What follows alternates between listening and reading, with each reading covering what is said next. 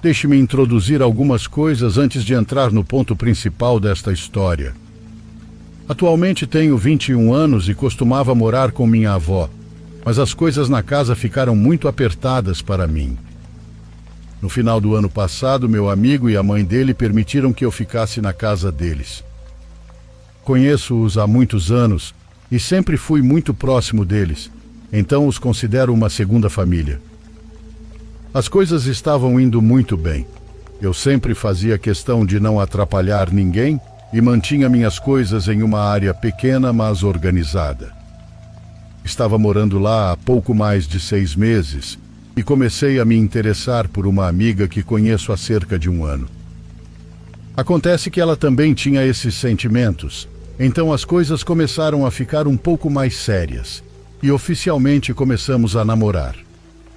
Os pais dela moram a cerca de 24 horas de distância de mim, então começamos a fazer planos para nos visitarmos.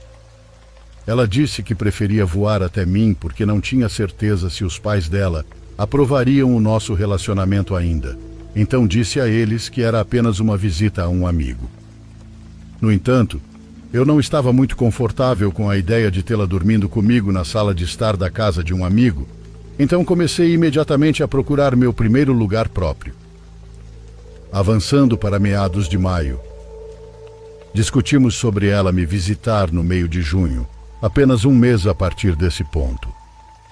Consegui encontrar um lugar online e estava gostando de tudo que via. Era um apartamento-estúdio no porão.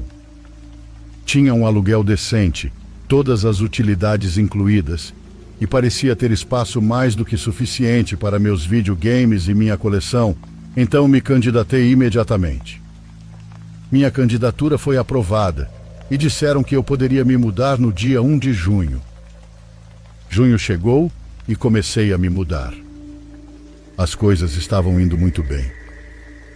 Havia algumas peculiaridades na unidade, mas no geral era incrivelmente bom ter meu próprio espaço. Era uma sensação bastante diferente saber que ninguém estava lá comigo, mas era um sacrifício que eu estava mais do que disposto a fazer. Minha namorada e eu começamos a finalizar os planos para sua visita. Decidimos que ela viria entre os dias 17 e 21 de junho. Honestamente, as coisas não poderiam estar melhores. Compramos as passagens dela e minha mãe disse que estava disposta a me levar ao aeroporto para buscá-la. Agora tudo o que tínhamos que fazer era esperar. Então chegou o dia. Era cerca de 2 da manhã e minha mãe e eu sairíamos para o aeroporto por volta das 7 da manhã. Eu não conseguia dormir porque estava muito animado para finalmente vê-la. Durante esse tempo começou a chover forte e pessoalmente eu gosto muito de tempestades. Sempre as achei aconchegantes. Depois de ficar deitado assistindo ao YouTube por um bom tempo, decidi passar o tempo jogando no meu PlayStation. Logo após ligá-lo, ouvi algumas batidas na janela. Mencionarei de novo que eu moro em uma unidade no porão, então tenho uma única janela de saída de emergência e minha cama fica bem em frente a ela. Achei que fosse apenas a tempestade, já que o vento estava forte, então continuei jogando. Com o passar do tempo, as batidas se tornaram muito frequentes e quase deliberadas. Depois parecia que algo estava tentando abrir a janela pelo lado de fora. As coisas começaram a ficar um pouco assustadoras para mim. Mandei uma mensagem para minha namorada para tentar aliviar meus nervos. Acho que estou alucinando ou algo assim, mas parece que tem algo fora da minha janela. Parece até que está tentando abri-la. E se for alguém? Ela perguntou. Se realmente fosse, eles não estariam ali apenas sentados por quase 3 horas, certo? Talvez eu esteja apenas ouvindo coisas.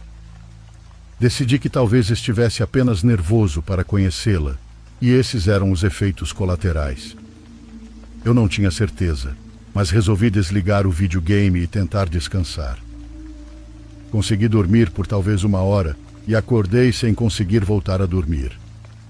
Ouvi e não havia mais batidas na janela, então resolvi pegar o videogame de novo e jogar algo.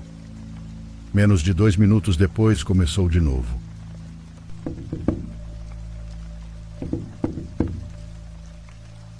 Isso estava realmente me assustando. Não havia absolutamente nada por 1 hora enquanto eu tentava dormir. Então, o que estava acontecendo? Eu decidi testar se havia realmente algo lá fora. Desliguei a tela e esperei cerca de 5 minutos. Nada de batidas. Liguei novamente e as batidas recomeçaram. Agora eu tinha certeza de que não era apenas um galho ou um animal. Havia algo mais lá fora. Acabei ligando para meu tio, que é policial e estava por perto, mas não encontraram nada, nem pegadas. Até hoje me pergunto o que teria acontecido se eu tivesse aberto as persianas, pois acredito fielmente que passei por algo paranormal naquele lugar.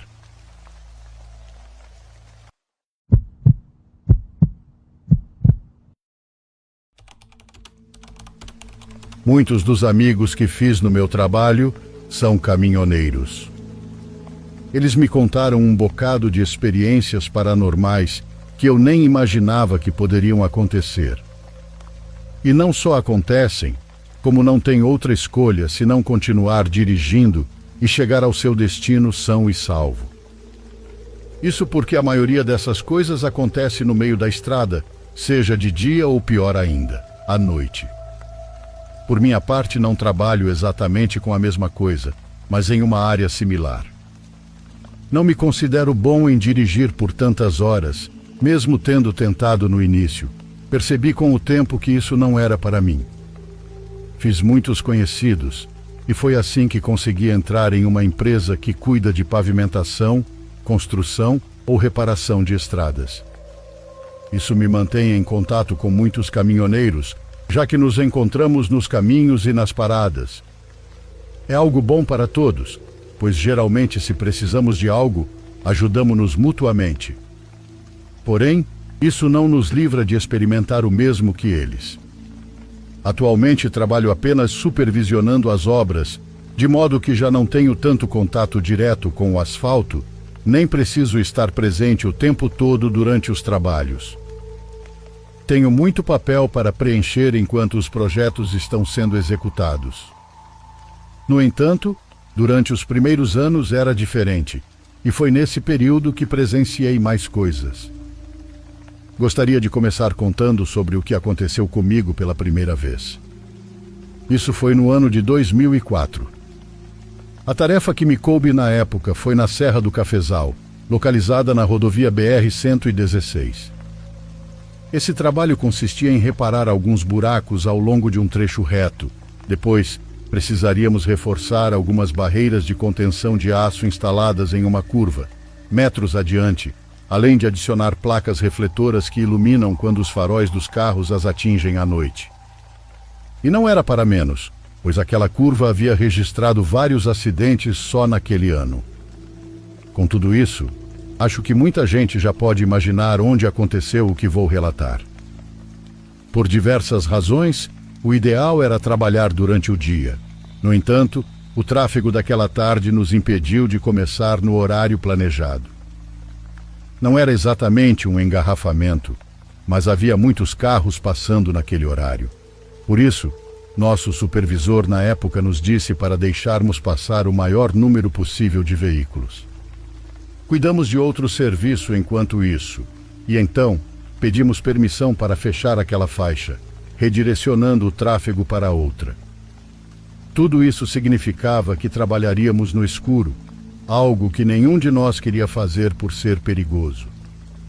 Como eu disse, ninguém estava totalmente confortável com essa decisão, embora fosse o melhor a se fazer. Mesmo assim, ninguém demonstrou medo. Nos concentramos apenas na tarefa, pensando que quanto mais rápido começássemos, mais rápido poderíamos sair dali. Começamos pelos buracos, já que na curva precisaríamos colocar muitos sinalizadores e guiar os motoristas para mudarem de faixa em plena curva. Quanto mais tarde fizéssemos isso, melhor. Acho que quando nos dirigimos para aquela parte, já eram 00:30, e assim que terminássemos, poderíamos ir embora.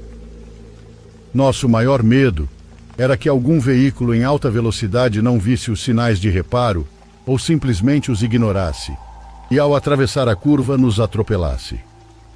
Mesmo que isso não fosse noticiado, não era raro acontecer.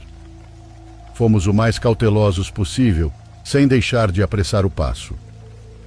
A noite estava tranquila e achávamos que terminaríamos mais cedo do que esperávamos. De repente, enquanto reforçávamos as barreiras de aço, vimos algumas luzes se aproximando em alta velocidade.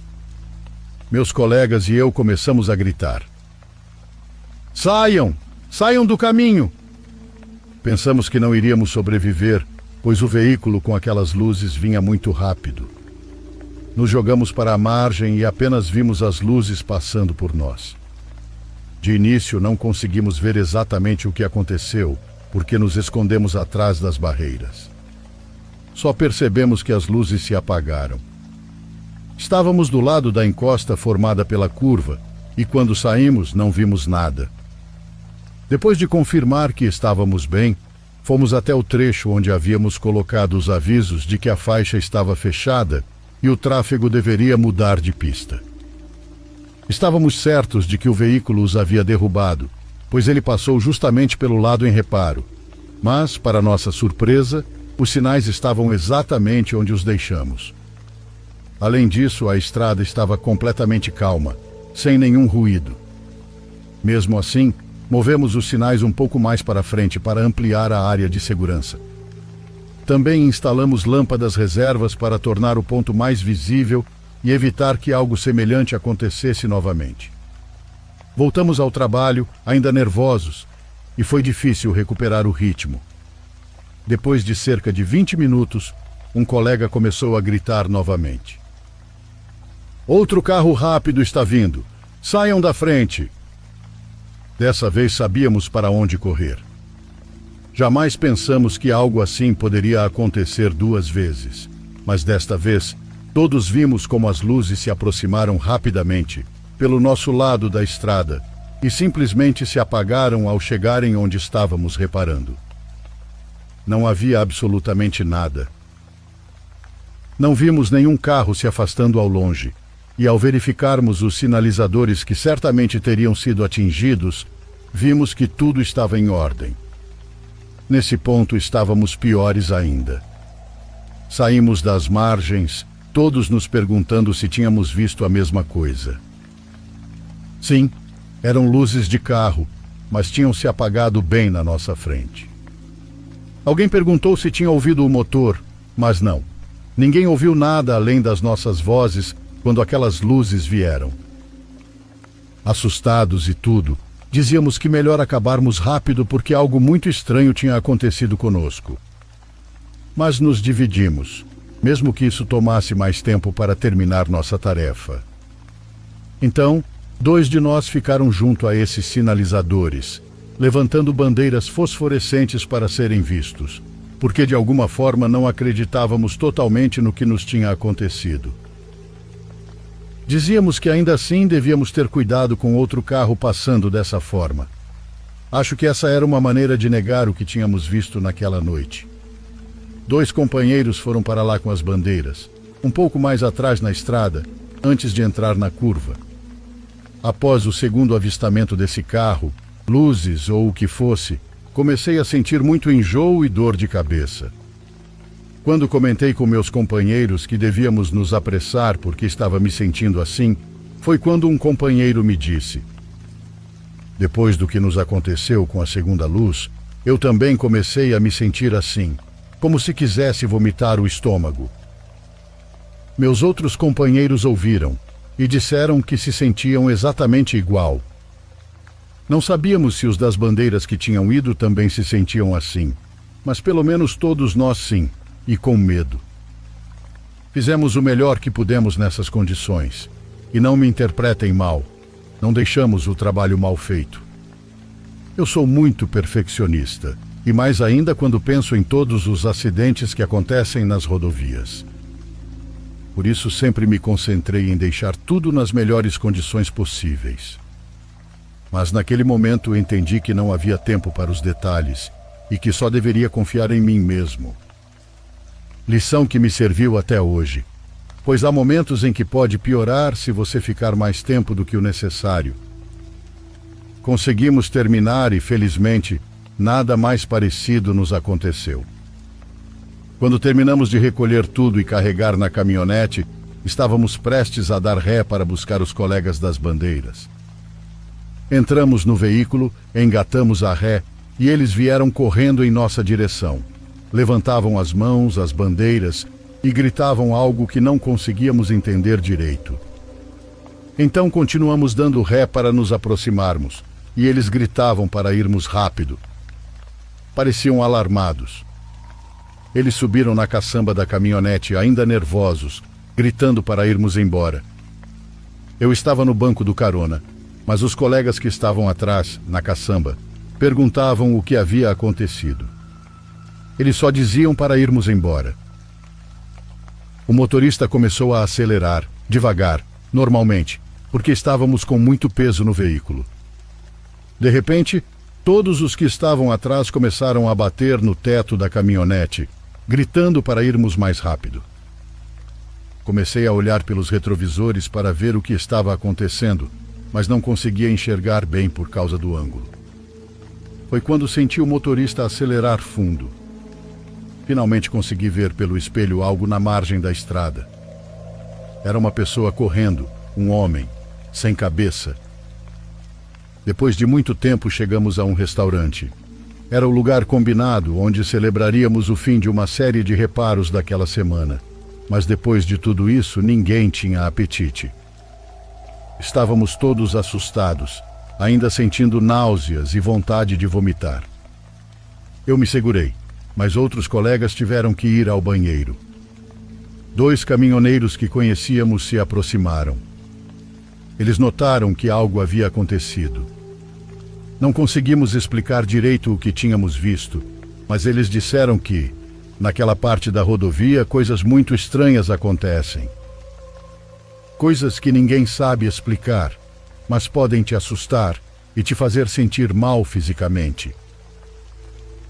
Segundo eles, tanto nós quanto aquilo que vimos não deveríamos coexistir no mesmo tempo e espaço. Felizmente, nunca mais tivemos que trabalhar lá à noite. Com essa experiência, comecei a acreditar no paranormal. Por favor, curta e se inscreva se você estiver gostando. Agora continuamos.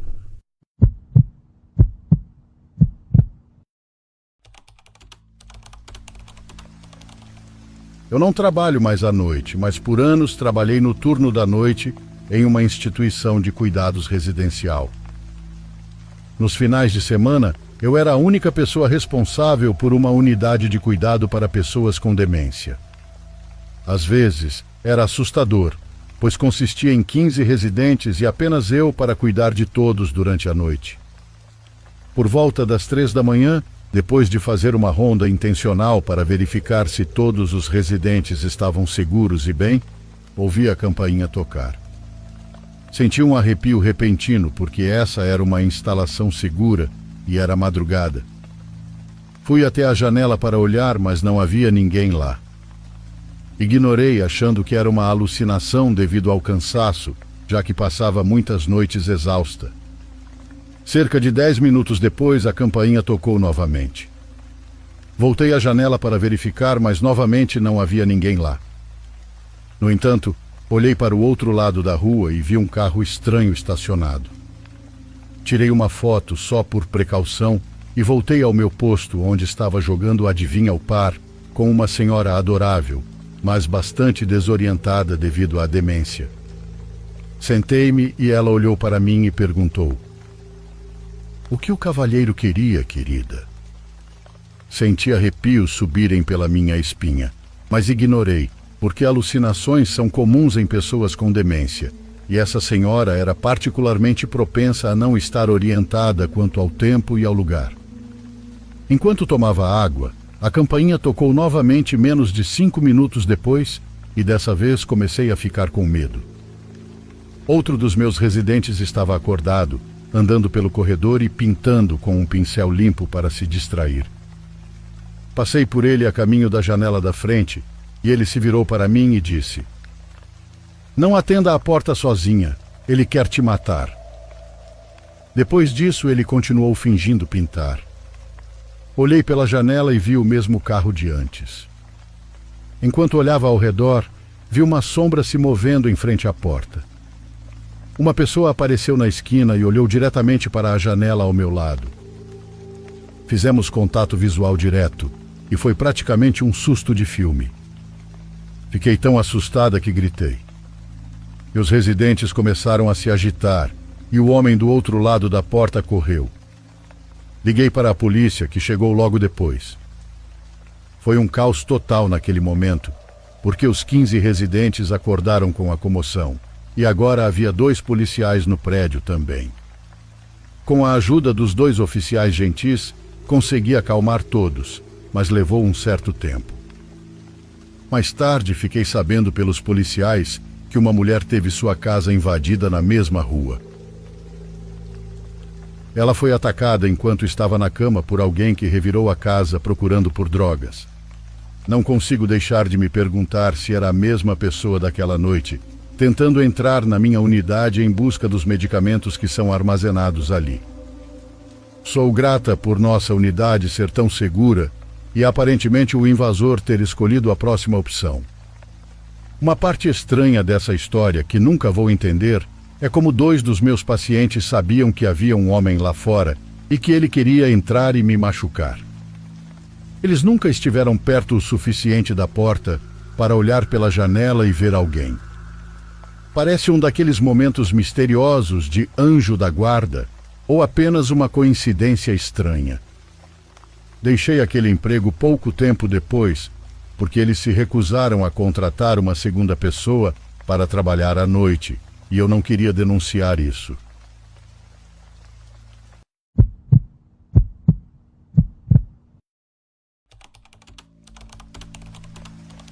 Durante muito tempo tive o desejo de compartilhar algumas das minhas histórias. No entanto, não pude fazer isso até agora, pois, sendo experiências pessoais, despertam em mim emoções muito fortes e, muitas vezes, muito dolorosas. Prefiro que meus relatos sejam compartilhados de maneira anônima. Sempre fui muito sensível a certas energias. Quando eu era pequena, por exemplo, podia me comunicar com crianças que não pertenciam a este plano existencial. Para ser honesta, não sei como nomeá-las. Não sei se eram anjos ou outra coisa. Elas eram boas comigo, nunca tentaram me machucar e eu até tinha carinho por elas. À tarde, quando chegava da escola, elas estavam lá me esperando. Brincávamos no quintal da minha casa e eu até emprestava meus brinquedos para que pudessem se divertir. Cresci acompanhada por essas crianças. Elas me contaram que estavam ali porque ainda não tinham conseguido atravessar para a luz e que era muito difícil fazê-lo. Pouco a pouco elas começaram a desaparecer. Eu as via cada vez menos até que, um dia, pararam de me visitar. Suponho que isso aconteceu porque finalmente conseguiram atravessar para a luz, como elas chamavam. Apenas um espírito ficou ao meu lado, uma menina mais ou menos da minha idade, que dizia que precisava me proteger. Eu a conhecia como Valentina.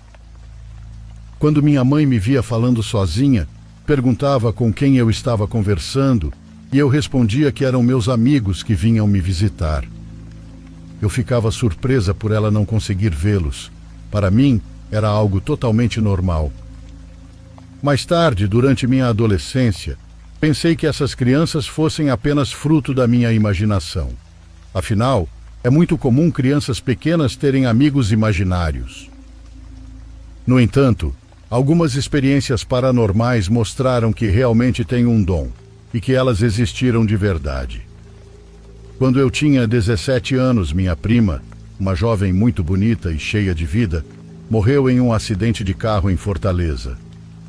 Eram 6 da manhã e não houve testemunhas para nos contar o que realmente aconteceu. Segundo os peritos, um motorista, provavelmente bêbado ou distraído, bateu com tanta força no carro de Clarice que ela foi lançada para fora. Seu corpo se chocou contra uma árvore e ela morreu antes que a ambulância chegasse. Sua morte afetou terrivelmente nossa família.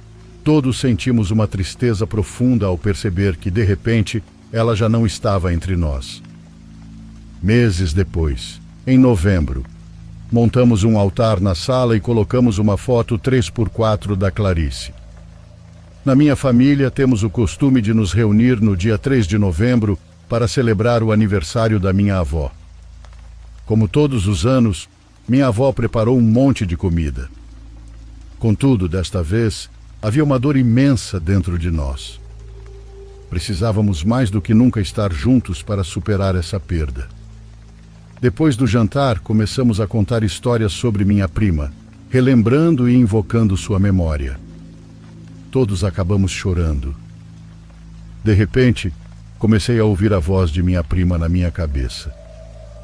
Ela me dizia que estava bem e pediu que eu dissesse à sua mãe para não se preocupar. No início, pensei que fosse apenas minha imaginação. Eu tinha me sugestionado tanto que acreditava ouvi-la. Mas ela continuou falando. "Você me deixa entrar?" perguntou. Imediatamente respondi que sim. Nesse momento senti um golpe muito forte no abdômen e por alguns segundos só consegui ver escuridão. Depois abri os olhos e vi meu corpo como se estivesse diante de um espelho. Eu observava meus movimentos, mas não era eu quem os controlava. Meu corpo havia sido tomado pelo espírito da minha prima. Minha família conta que comecei a falar com uma voz diferente, que definitivamente não era minha. No início, ninguém quis se aproximar. Minha tia, mãe de Clarice, foi a primeira a confirmar que era realmente ela. Ela disse que reconheceu minha prima pelo brilho em meus olhos. Quando voltei para o meu corpo, os cães da minha avó não paravam de latir. Minhas tias estavam como nunca as tinha visto antes, tremendo e chorando inconsolavelmente. Mais uma vez ouvi a voz da minha prima. Me deixe entrar para acalmá-las. Mais uma vez disse que sim. Não tinha medo da presença dela.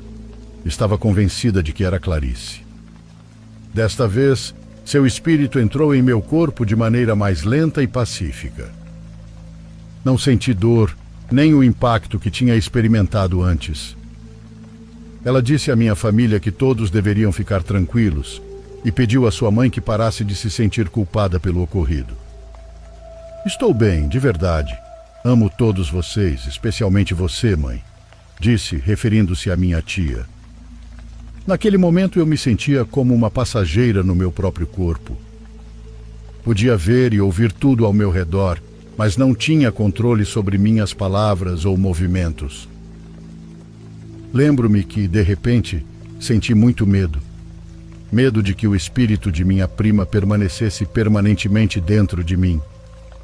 Quando saí do transe, sentia muita dor muscular. Estava extremamente fraca e tremia por todo o corpo.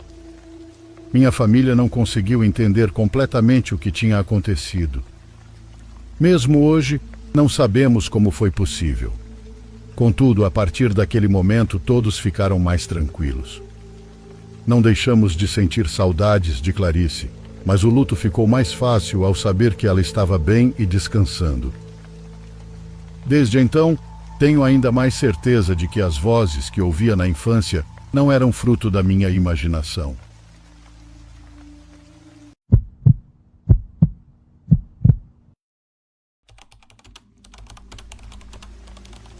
Desde a primeira vez que ouvi o programa, tornei-me fã do seu canal e tenho uma história que gostaria de compartilhar com você e com o resto da comunidade.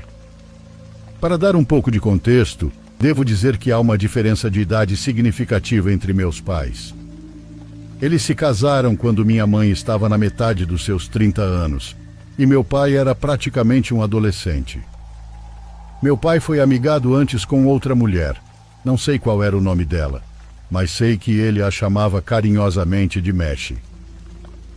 Ela morreu de câncer pouco tempo depois deles se juntarem, e o luto fez com que meu pai entrasse em uma profunda depressão.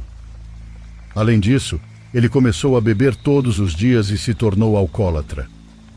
Na família pensaram que, tendo uma nova parceira, ele finalmente superaria essa perda tão dolorosa, mas não foi assim. Dizem que quando ele chegava embriagado, tirava um vestido da sua primeira mulher e chorava abraçando sua fotografia. Minha mãe nunca disse nada, por mais que lhe doesse que seu marido estivesse apaixonado por outra pessoa, que chorasse por ela sempre que se embriagava. Porém, o que mais a incomodava era que ele a venerasse como se fosse uma espécie de santa. Antes de ir trabalhar, ele sempre dizia: "Meu amor, cuida da casa, dos meus filhos, da minha esposa, por favor." Depois ele se benzia diante de uma fotografia daquela mulher. Isso deixava minha mãe muito desconfortável. Ela achava que, com essas atitudes, meu pai não permitia que Mesh descansasse em paz. Além disso, sentia que de alguma forma ele a estava invocando, convidando-a a entrar na nossa casa. Alguns familiares chegaram a ver uma mulher deitada na cama dos meus pais. No início pensavam que era minha mãe, mas depois ficavam paralisados ao perceber que ela estava na sala o tempo todo. Além disso, uma silhueta feminina aparecia para nós, coberta dos pés à cabeça com um lençol branco, deixando apenas uma mecha de cabelo à mostra. Todos tinham certeza de que era Mesh, mas nunca fizeram nada, pois acreditavam que sua presença era inofensiva, que ela não seria capaz de nos fazer mal. Com o tempo, coisas cada vez mais estranhas começaram a acontecer em casa. Minha mãe conta que, enquanto lavava a louça ou limpava, sentia alguém se aproximando para puxar seu cabelo ou até mesmo para agredi-la. Em várias ocasiões, arrancaram mechas inteiras de cabelo dela que depois eram encontradas debaixo da cama. Uma vez, enquanto tomava banho, ela fechou os olhos e sentiu um golpe seco. Ela levou um tapa tão forte que ficou com o rosto marcado. Naquele dia, minha mãe ficou muito assustada e chamou meu pai para ir até o banheiro. Quando ele chegou, disse que não havia mais ninguém lá com ela. Eu perguntei se algo parecido tinha acontecido comigo ou com meus irmãos quando éramos pequenos. Ela contou que uma vez convidou sua amiga Giovanna para almoçar em casa. A amiga tinha 2 filhos, um de 3 anos, que era a minha idade na época, e um bebê de apenas alguns meses. Naquele dia fui com meu irmão assistir à televisão no quarto dos meus pais, que ficava nos fundos da casa. O filho da amiga saiu para brincar com um vizinho. Quando terminaram de preparar a comida, Giovanna pediu para minha mãe cuidar do bebê enquanto ela buscava o outro filho. Enquanto aquecia o arroz, minha mãe viu pelo canto do olho uma mulher atravessar o corredor e entrar em um dos quartos como se estivesse em sua própria casa. Ela achou estranho que Giovanna estivesse agindo com tanta intimidade, pois nunca a vira fazer algo assim. De repente ouviu a voz da amiga entrando no quintal e perguntando se podia entrar. Foi nesse momento que minha mãe se assustou de verdade e pensou que Mesh poderia nos machucar, eu e meu irmão, do mesmo jeito que estava fazendo com ela. Ela me chamou nervosa e eu saí do quarto como se nada tivesse acontecido. Graças a Deus não me lembro disso.